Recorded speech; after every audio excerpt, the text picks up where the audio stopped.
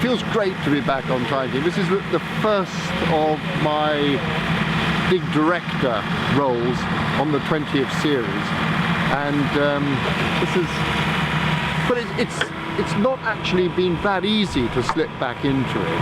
Well, I got up this morning and it came out, and I thought, oh well, it'll all be fine, you know, I'll remember what to do.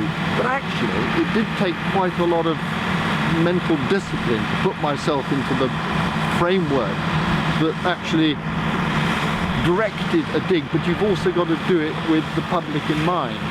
So I mean, if I was digging this as an archaeologist, I'd put trenches here, I'd put trenches there, because they were where I wanted to put the trenches.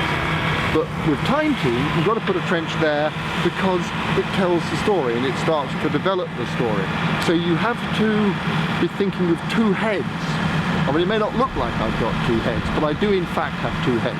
And one of them is a television head, which is saying we've got to bring this site to life. Well, there's no point in doing it.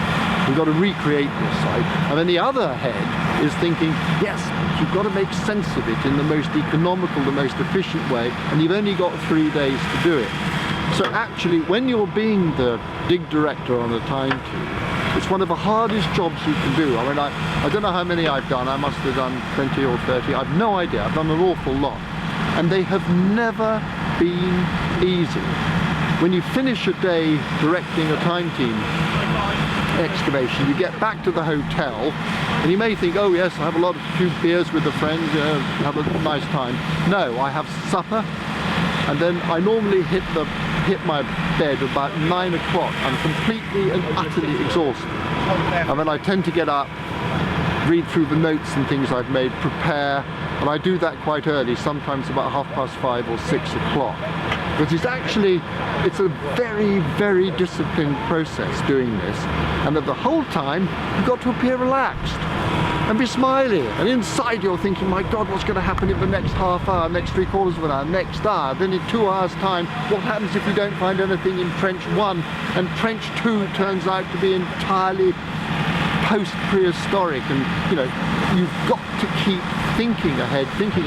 It's like being General Wellington at the Battle of Waterloo.